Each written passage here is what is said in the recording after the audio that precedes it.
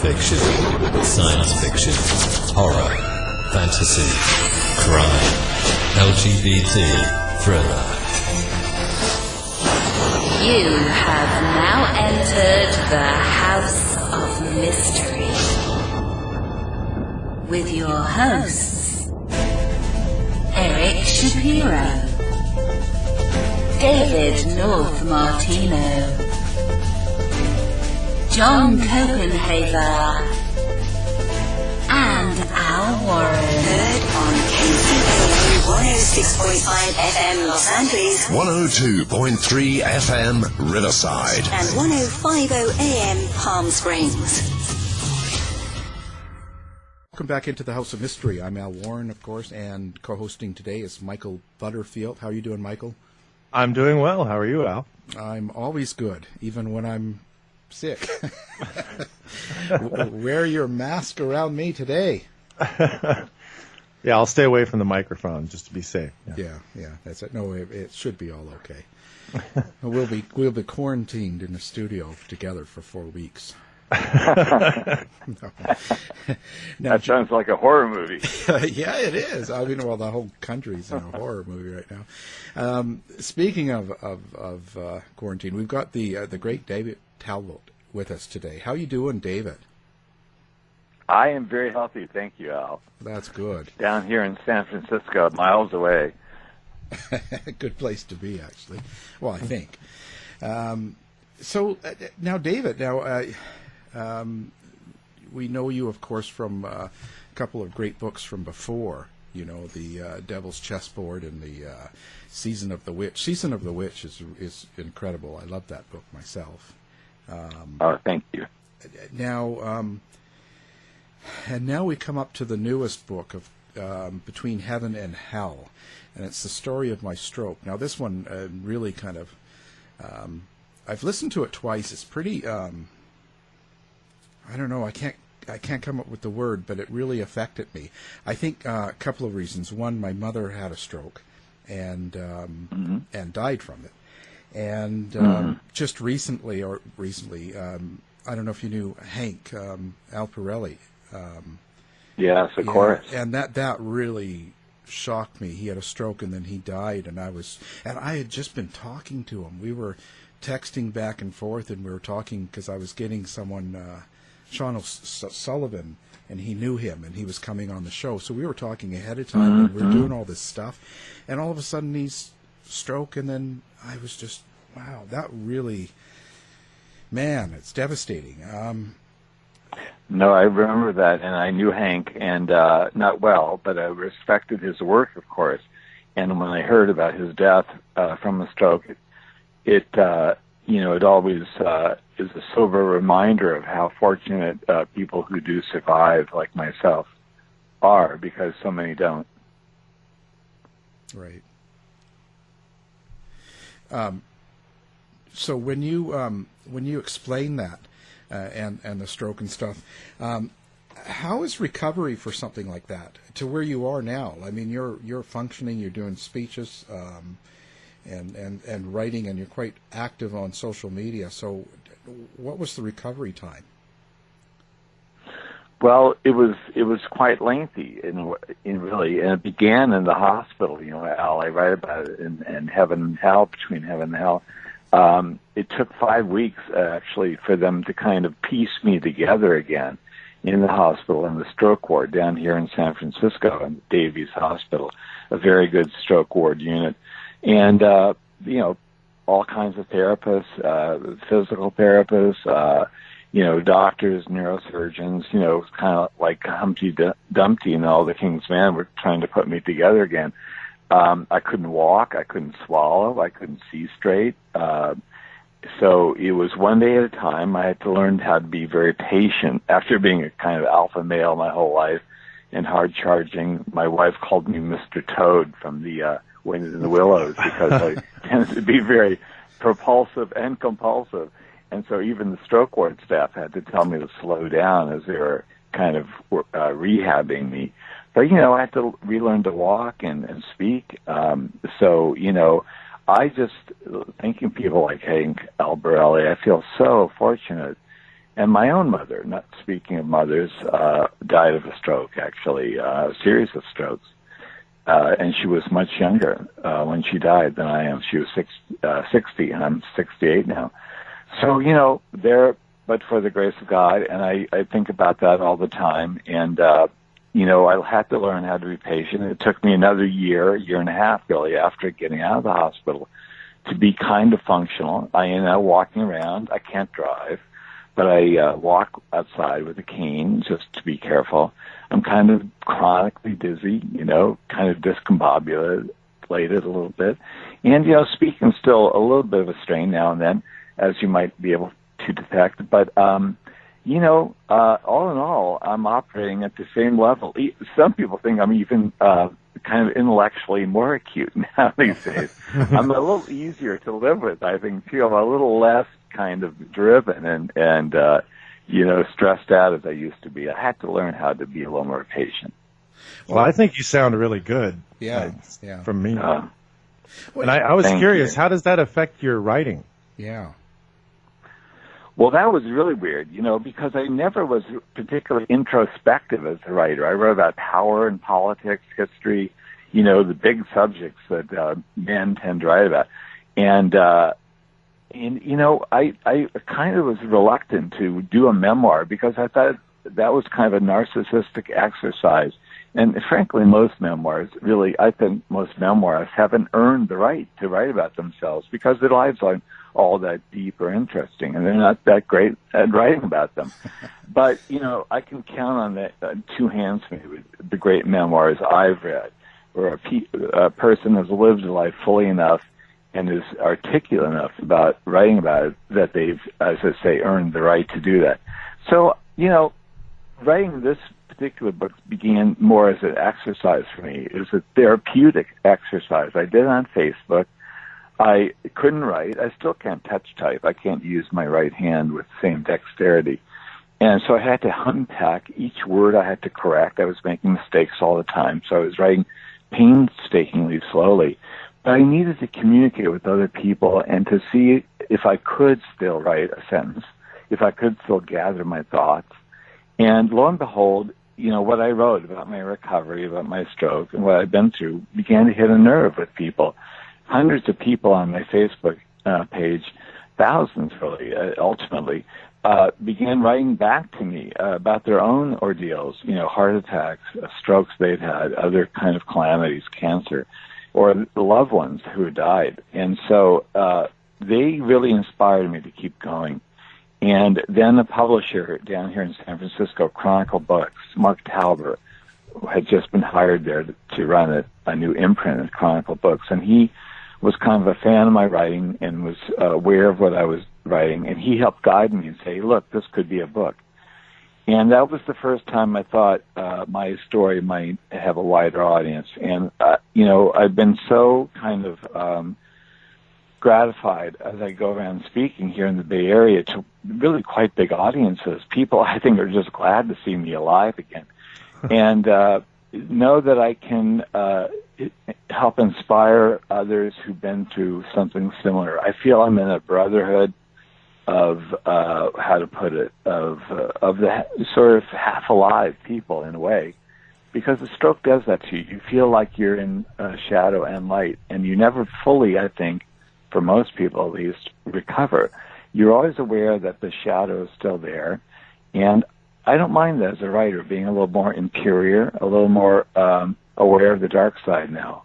And you mentioned two strong women in your life and how they survived, but how that changed them personally. And I know that from a fact from my partner's mother that had a stroke, and then afterwards she cried at almost anything. And before that, she was a real strong, aggressive woman.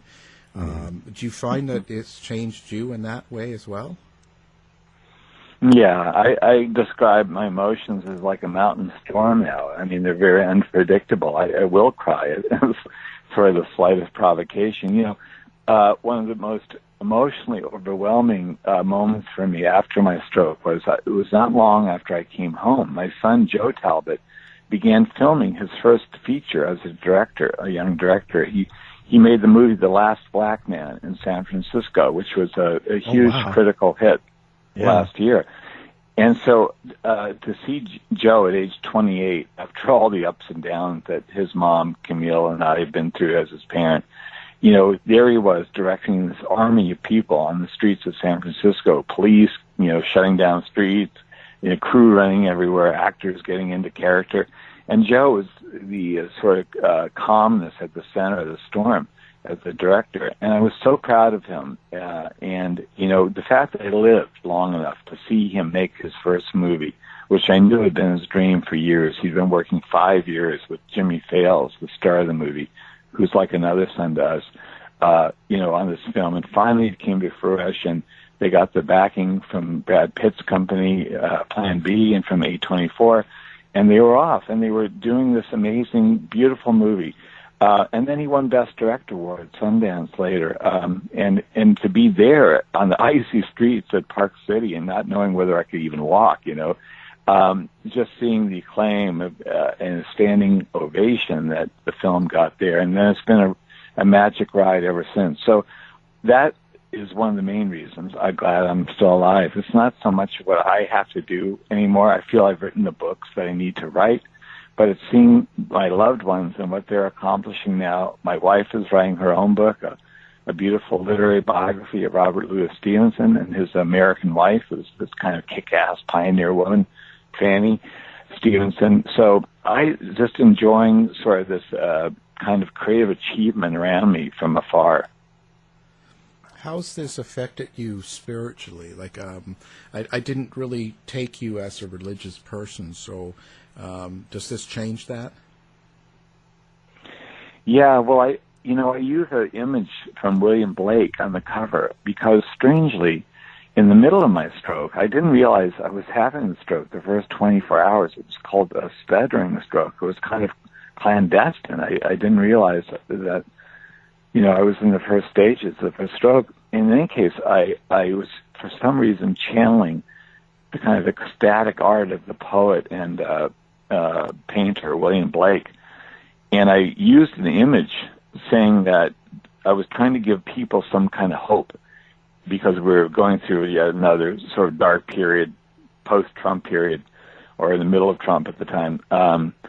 And telling people, you know, hang in there, we'll get through this. And I put this image of Blake, from Blake, and that's the image that is on the cover of my book. So I had this strangely ecstatic experience. It was both, like I say, like going through hell, but it was also strangely uplifting, what I've been through. It reminded me of how precious life is.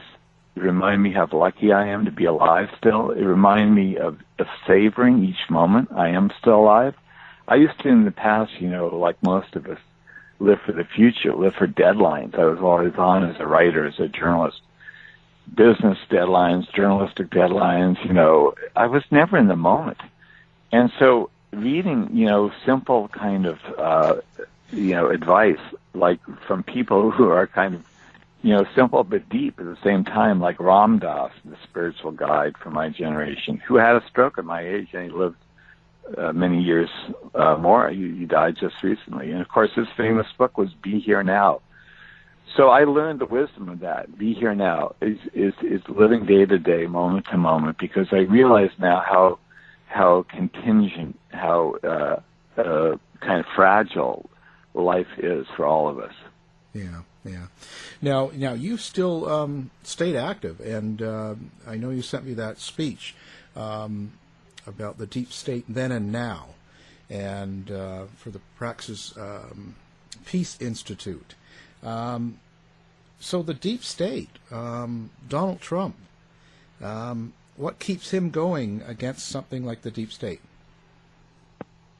Well, you know, many of us who are scholars of American history, presidential history, in my case, going back to, you know, the 20th century and the Cold War and the Kennedy administration, you know, as I write in my book Brothers, and then in The Devil's Chessboard, I think I make a convincing case that Kennedy was the victim of the national security state because he was trying to end the Cold War prematurely. and met with massive resistance from what Eisenhower had warned him about, the military-industrial complex. And by the end of his administration, I had interviewed many people who had worked for him, Arthur Schlesinger, Robert McNamara, Ted Sorensen. They all said that the administration had really shrunk to a very small size, that he only could depend on his brother, Bobby Kennedy, Attorney General, and a handful of other advisors. He didn't control the Pentagon. He didn't control the CIA. That's what Arthur Schlesinger, the historian who worked for Kennedy, told me. He didn't control the State Department. So Kennedy ultimately, I think, was gunned down by a conspiracy that grew out of the national security state. And Allen Dulles, I think, played a key role in orchestrating that coup, really, and also the cover-up, because Allen Dulles had been director of the CIA under Kennedy until he was fired after the Bay of Pigs debacle in Cuba, then got himself appointed by President Johnson to the Warren Commission. And so you had a case of the Foxes, controlling the investigation. Anyway, why has Trump, though, been able to survive the animosity of many of these same types?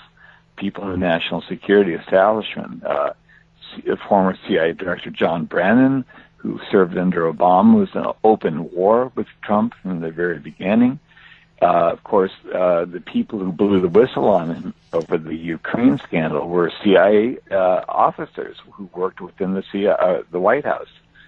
And, much of the CIA and the national security state was testifying against him and trying to overthrow him during the impeachment process. They failed. They struck at the king, and they failed to kill him. So he's now emboldened. Now, how did he survive? I make the case in my recent speech, which I delivered down here in Sonoma to the peace group, as you mentioned, Praxis, was I think Trump has succeeded in dividing and conquering the deep state. While elements of the CIA are adamantly opposed to him, he meanwhile appointed the queen of torture herself, Gina Haspel, to be director of the CIA. And she broke protocol by coming to the last State of the Union speech and jumping to her feet and applauding some of his most bellicose lines. So he's won over a number of people in the deep state while insulting and infuriating others like former Defense Secretary Jim Mattis and others who tried to school him about the necessity of diplomacy over war. And he, of course, famously insulted them as babies, as losers, and so on. So while he's alienated a significant faction of the CIA, of the Pentagon, of the national security state, he's won over enough of it by, for one thing, increasing their budget enormously and giving them free hand to do pretty much whatever they want around the world. There's so little, if any, civilian oversight now over our military and spy operations. So he's emboldened, he's empowered, he's lavished, huge amounts of money on them. And he's succeeded in seducing enough of them, winning enough of them over, where they can't move in kind of a coordinated fashion against him. For one thing, also, the deep state is much bigger, more sprawling than it was during Kennedy's time. There's so many more agencies, more players, more power centers. So it was possible back in the early 60s for an Allen Dulles, who was quite a strong figure, to develop a consensus within the national security complex that Kennedy had to go. It's not possible anymore to develop that same kind of consensus within the deep state. It's just too big and too complex. So now, what do you think of the timing now? So we've got Donald Trump in. We've got a fairly I don't know what you call it, dark times, I guess. It's pretty rough. And now the Democrats coming with two major candidates pretty much left. Where's that going to go? Look, I'm a Bernie person, so I'm kind of in mourning after Super Tuesday. I was expecting and hoping for Bernie to do better, and at least to win key states like Texas and Massachusetts. So that was a setback. And, of course, look, the Democrats are capable of playing some of the same voter suppression tricks that the Republicans do, particularly in Texas. The long lines, the voting machines that don't work, the voter suppression in the Latino district. You know, we don't have to go into that. We all know that. But in any case, it was still disappointing, Bernie's turnout. He didn't get the young vote in the massive new numbers that he needed and so on. So I think, you know, we may at the end of the day have to live with a Joe Biden, you know, a ticket. And, you know, of course, we'll see if he's smarter than Hillary Clinton, who should have reached across the ideological aisle and brought a Bernie Sanders type on her ticket and said she put a bland centrist, Tim Kaine, on the ticket. We'll see if Biden's going to be as arrogant or if he's going to try and bring the party together by bringing a Bernie type on the ticket with him. In any case, I don't think Biden's a strong candidate. He's in many ways even weaker than Hillary Clinton. He seems old and doddering to me. He seems like he never was a particularly good debater. He's never particularly intellectually sharp. He seems more befuddled than ever.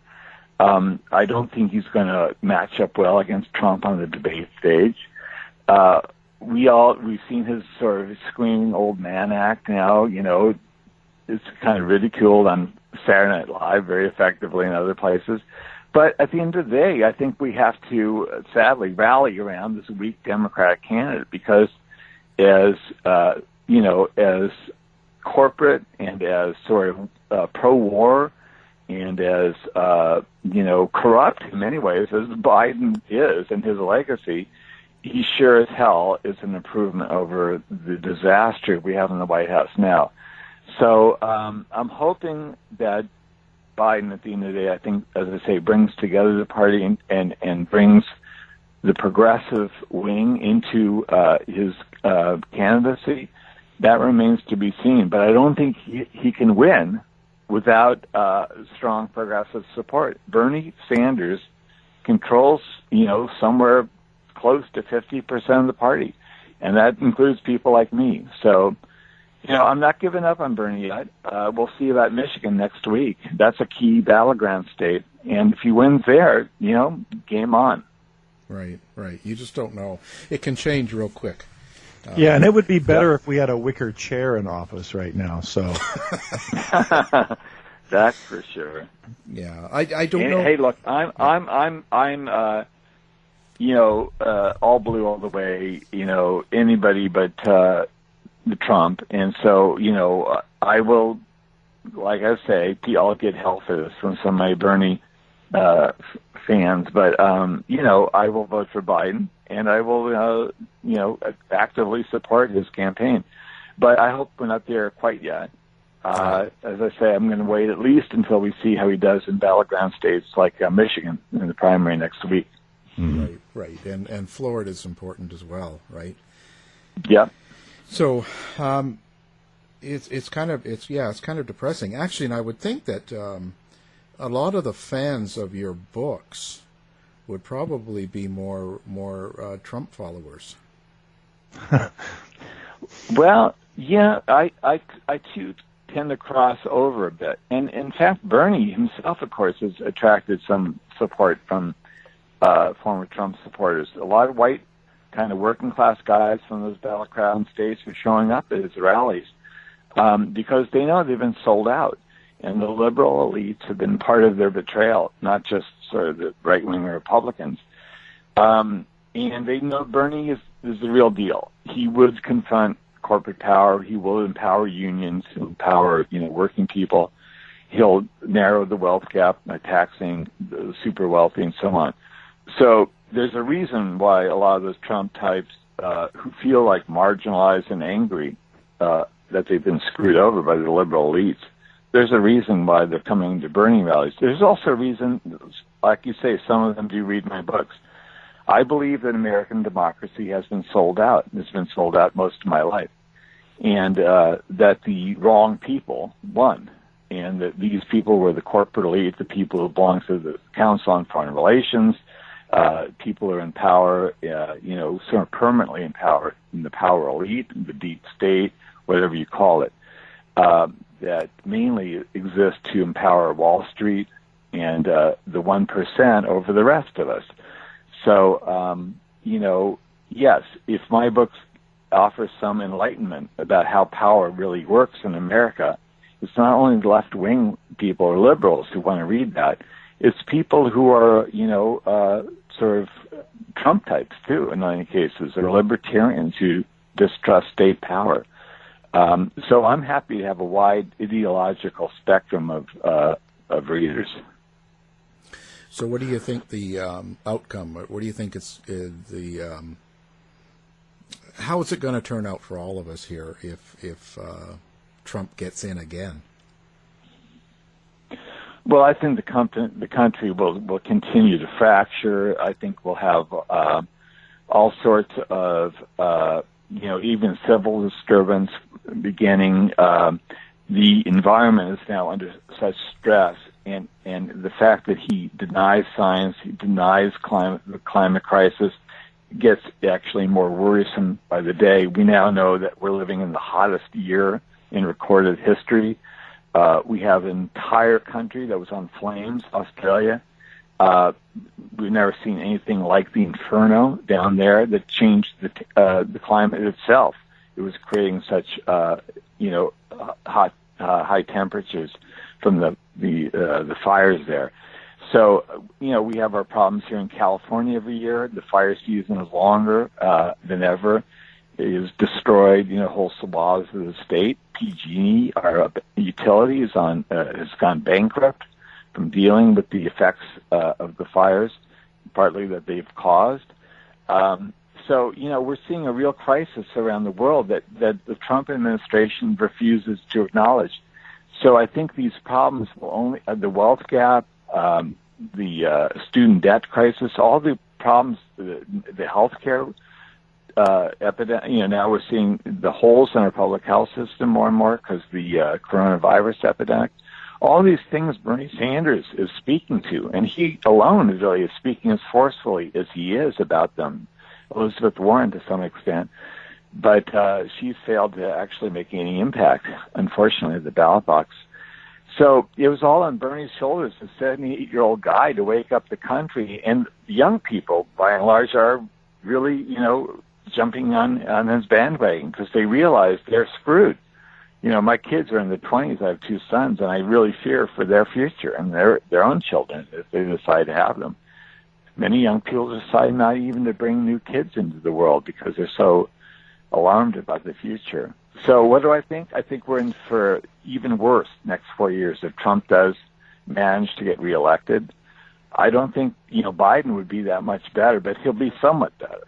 And so, look, Noam Chomsky once argued against some lefties, about who said, we shouldn't just keep voting for the lesser of two evils. And Noam Chomsky rightly said, yeah, but voting for the lesser of two evils means you get less evil. And so that's what we have to do. We have to be smart. Or the evil of be strategic. Yeah, or it's the evil of two lessers, as they say. I have a quick question for you about the coronavirus thing you were just mentioning. I just saw on the news that yesterday the World Health Organization amended the mortality rate by saying it's not 2.3%, it's actually more like 3.5%. And then just on the news, while you were talking about Trump denying climate science, I saw that he's saying that the World Health Organization is probably wrong about that. How do you think that kind of stuff is going to affect us, especially when you see that he's cutting the funding for the CDC and other things like that? Well, his rank and file, his base, is with him all the way and tends to believe when he cries fake news. And look, his accusations of fake news against the corporate media aren't altogether wrong. The New York Times was filled with so much anti-Bernie venom, as he called it, in the last weeks, particularly leading up to Super Tuesday, that you have to acknowledge that the liberal media, so-called, the corporate media, have a huge bias, and they're trying to maintain their vision of the status quo. And an outsider like Bernie Sanders is seen as a hostile agent by the New York Times, the Washington Post, MSNBC, CNN. So they did everything they could to crush his surging rather. When it comes to science, though, I believe in it. I'm not, I don't have my head in the sand, and so I tend to listen to doctors. My sister's a doctor in Portland, Oregon. I talked to her recently about the epidemic. I read, medical bulletins and warnings, and I take them seriously. We have an idiot, as in the White House, a man who doesn't believe in any kind of factual-based world. So I'm not taking any advice from him about how to protect myself and my family against the epidemic.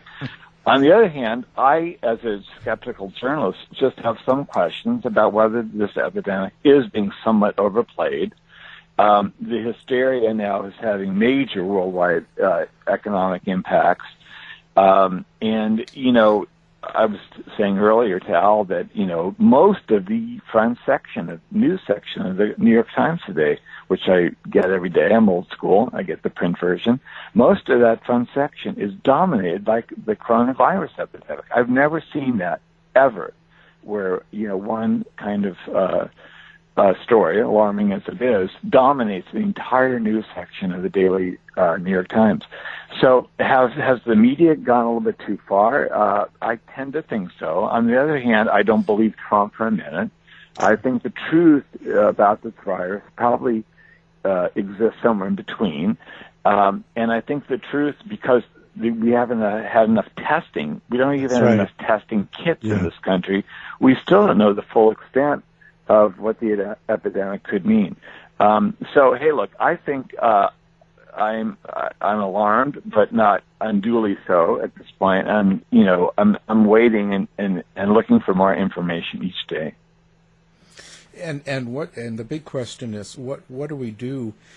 I mean, Trump is just there and he promotes this stuff, but when he's gone, what about all of his followers? They're still there. They don't leave the country just because Trump gets out. So how do we reckon with that type of logic?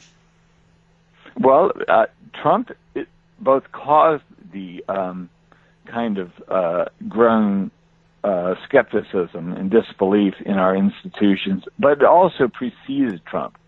And there's a reason why government has so little credibility. Our agencies, our government agencies, they do tend to be sort of bought and owned by the corporate sector. And there's a reason why our media have so little kind of credibility with so many people, not just on the right, but among people like me on the left, too, because they're seeing, again, this bias towards corporate interests, towards Wall Street, towards centrist campaigns like Joe Biden. And so, I think what we need to do, though, as a society, is to begin to rebuild our civil institutions. I think we need to actually, in my profession, rebuild faith in journalism, which is very important, cornerstone of democracy, of course, by actually doing more credible journalism and challenging the editorial sort of hierarchies of these institutions, not to be so slanted, not to be so anti-Bernie in this case, or, so pro-Wall Street in other ways. They were covering, I saw an article today, every time the economy was mentioned as being strong, which is kind of actually, a story that has a lot of holes. The economy is not strong in many ways, but every time the economy was people wrote about it as being on the upswing, Trump was credited with that upswing, even though it began far before Trump under President Obama. And so there's this kind of, sometimes even latent, misleading information we get in the press that needs to be challenged. And I think social media actually is a good bullshit detector. Social media gets a lot of, flack these days for good reasons, because it is often infiltrated and distorted. But from my experience, people are very skeptical on social media and kind of weed things out and find the information that they feel is valid. They share that and so on. And at least in my kind of community online, these are very sharp people. So it empowers them to use social media to talk back to the corporate media, to say, look, you're not reading this, you're not seeing it the right way. I think we all need to be more activists as citizens and not just sort of a rabble screaming and yelling and being whipped into a frenzy by demagogues like Donald Trump, but by being smart, responsible citizens that read, reputable sources of information and come to our own decisions and then vote in the right way or join organizations. It's not just voting every 2 or 4 years. We have to be citizens 24/7 now. I belong to a civic organization here in San Francisco. I speak before groups all the time. That's what we have to do. We can't go to sleep like we did after we elected Obama and think, oh, he's got this, it's all cool. Obama disbanded his movement. That was a mistake. We have to stay mobilized, like I say, 24/7. Yeah, so stop watching Fox News, Mike. Yeah, because that's what I'm known for. 24/7. Or watch them, but watch a full spectrum of other sources too. Yeah. Most of it's become it's just opinion. There's not much news. No, right. It's just people talking. I'll give you advice. Give you a suggestion, your listeners, about one good source of reported information, not just as you say, commentary. We see all the commentary all the time. Is The Intercept. That's Glenn Greenwald and Jeremy Scahill's publication. They're both, of course, very good journalists. Glenn down in Brazil is fighting tooth and nail with the fascist regime down there, Bolsonaro, but he also weighs in, of course, on issues in the U.S., and, of course, he was very involved in the Edward Snowden case, won the Pulitzer for his work on that expose. And Jeremy Scahill's been a great investigative reporter for years, and their publication online is called The Intercept. And so they're one of the few sources of independent investigative reporting that I find very credible. Yeah, that's good stuff. Good advice.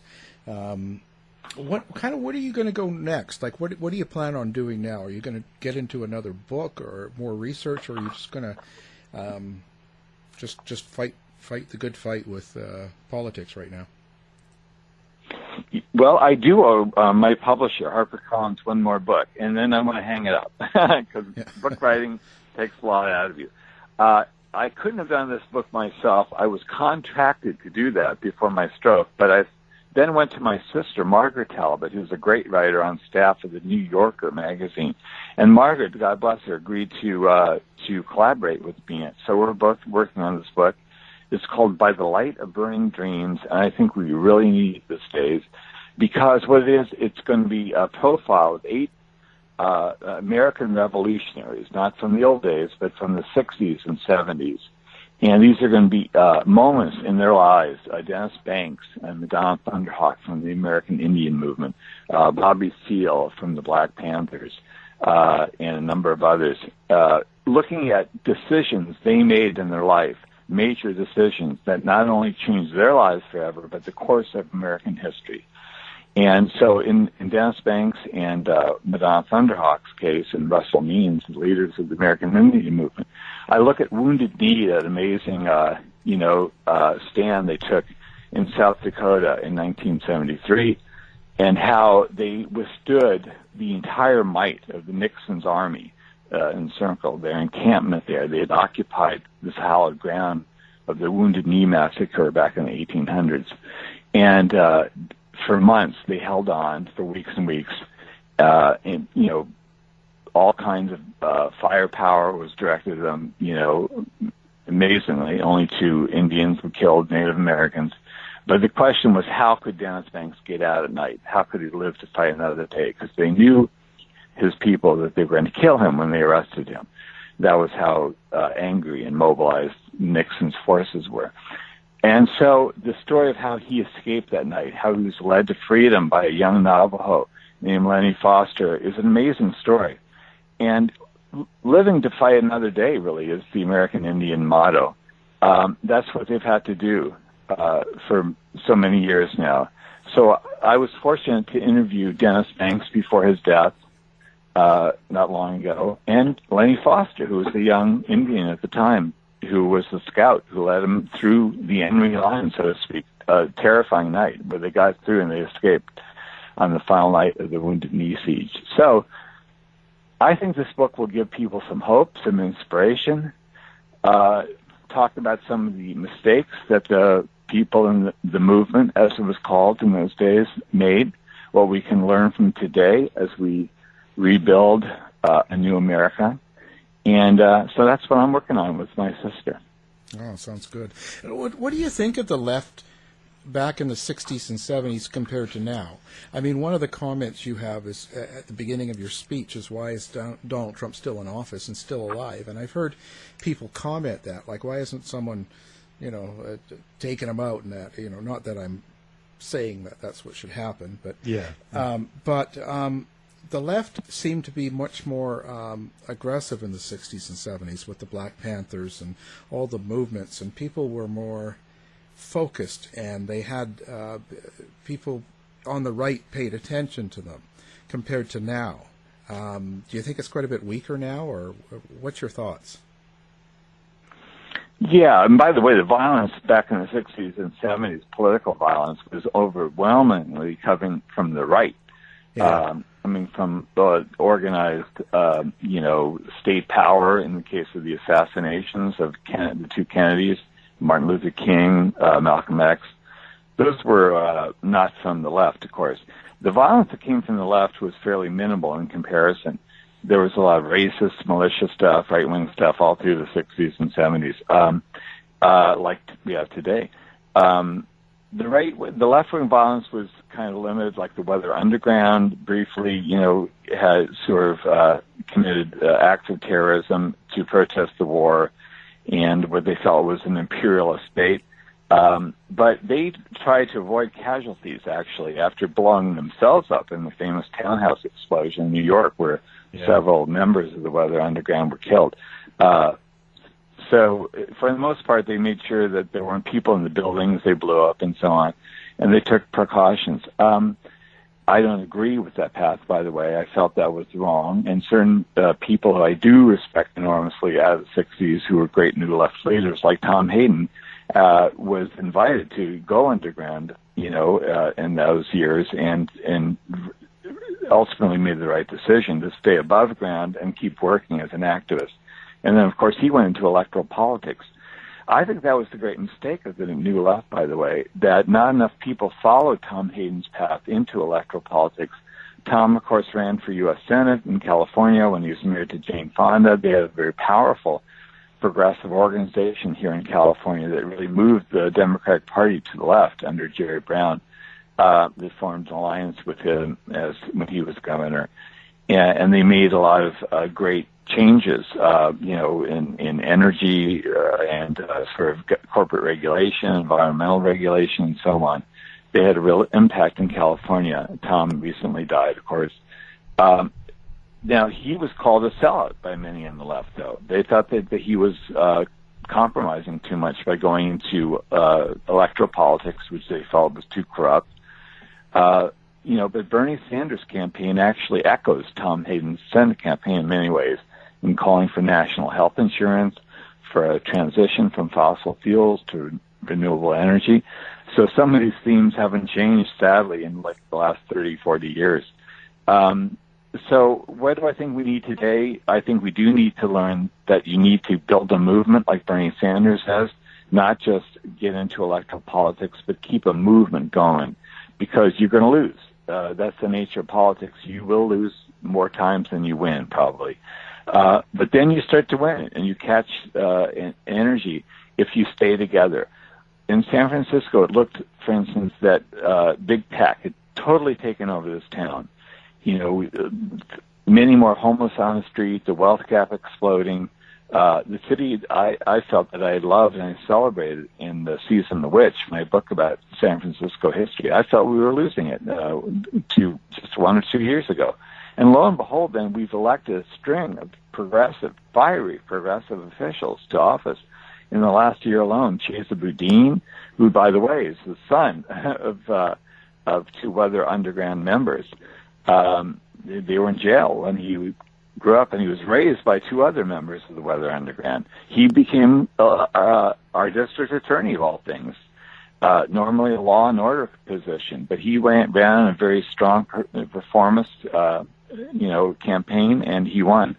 San Francisco is now got a super majority of progressives on the board of supervisors, and we recently passed a number of progressive measures aimed at controlling corporate growth in the city and promoting affordable housing.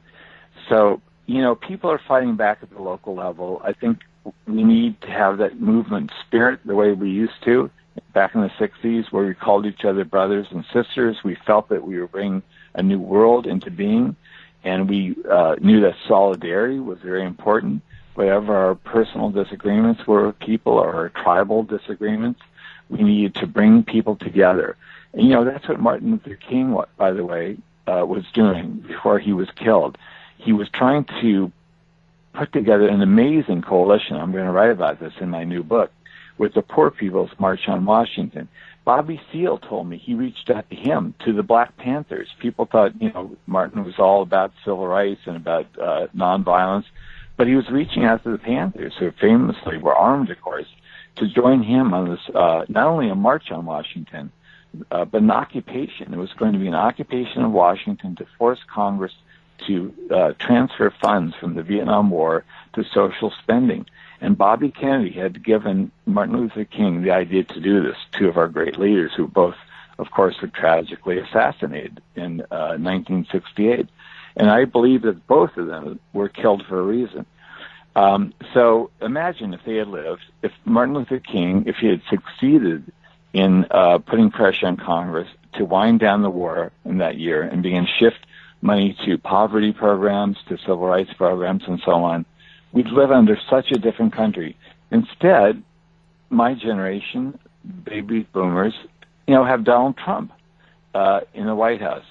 So I think we succeeded in many ways in the cultural wars, in terms of gay marriage and feminism, and in many other areas. But we have woefully not succeeded in a political transformation of the country. The same powers that would control the country back then are controlling the country today. The forces of greed, of violence. We have permanent war. We have the wealth gap growing bigger than ever. We have the 1% in, stranglehold controlling our political campaigns. With billionaires running for office or billionaires paying for campaigns. Michael Bloomberg is now, subsidizing the Biden campaign with his fortune. That's corruption. That's oligarchy, not democracy. So I think what we have to learn from the 60s is to get active again, get pissed off, and to be in this for the long haul, to build a movement that gets into politics and actually confronts power at its very source. Well, on that note, I'd like to know if you're going to be doing any more public speaking. I sure seem to be. I'm coming out of my shell, I think. I've been doing a lot of speaking in the Bay Area for the last month or so with the publication of my book, Between Heaven and Hell. And I'm ready to go. If people invite me to their communities, I'll be there. I love Seattle, and my sister, I say, and her family are in Portland. I grew up in Los Angeles. Hey, the West is the best. We voted for Bernie. Let's not forget. Nevada, Colorado, Utah. I guess Washington and Oregon haven't had their primaries yet, but I wouldn't be surprised if Bernie won there too. No doubt. I think we're building a progressive network throughout the country, but particularly here on the West. Yeah, and me being a Canadian boy, I understand socialism in an economic state and not as a political thing. So it's too bad people don't get it. Well, they like socialism in effect. They like socialism when it helps them. That's for sure.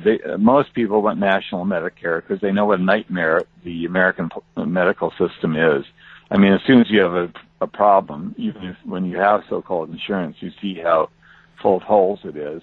And, I had to raise money for my own healthcare through GoFundMe when I was in the stroke ward. And I had, Medicare still, but there were holes in my coverage. And, I wasn't making any money because obviously I was in no shape to write or speak, and I'm a freelancer.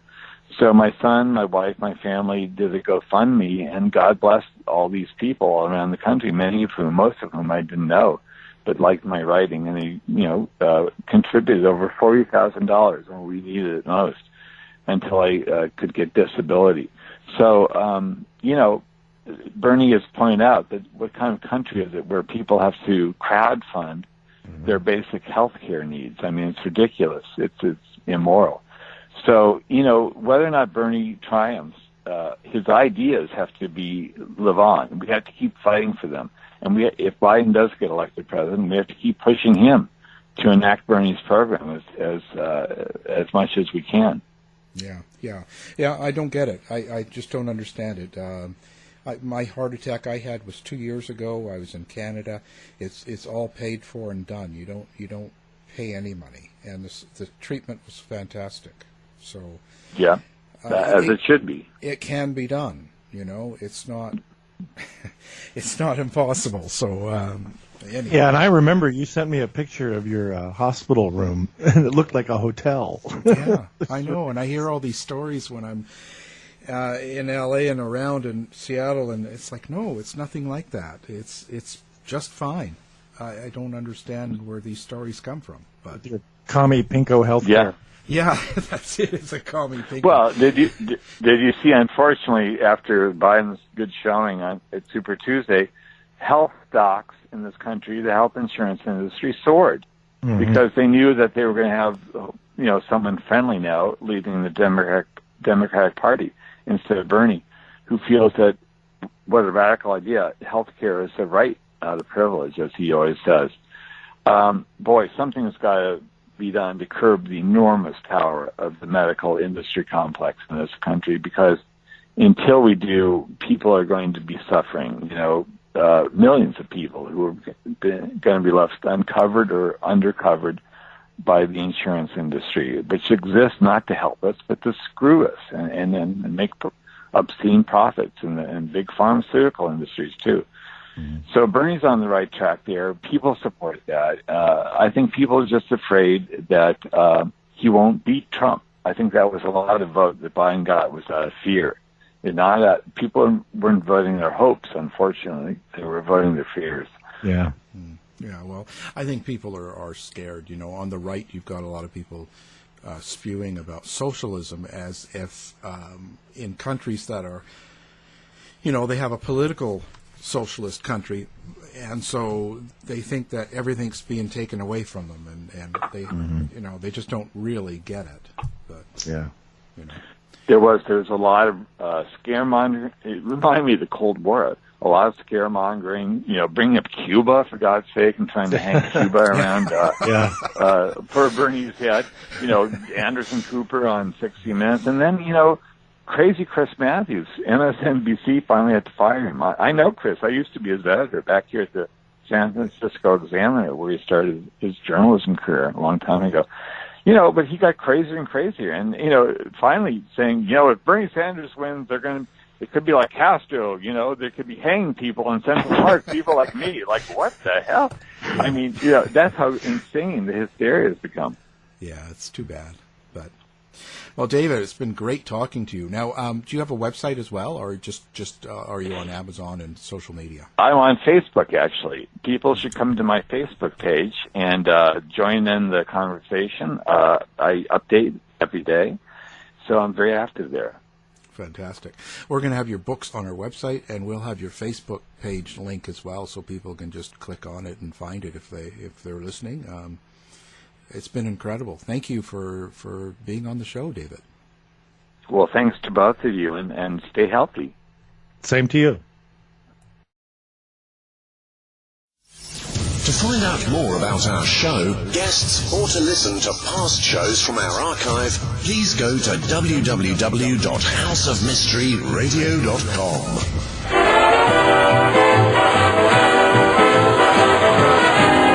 The mission has been completed.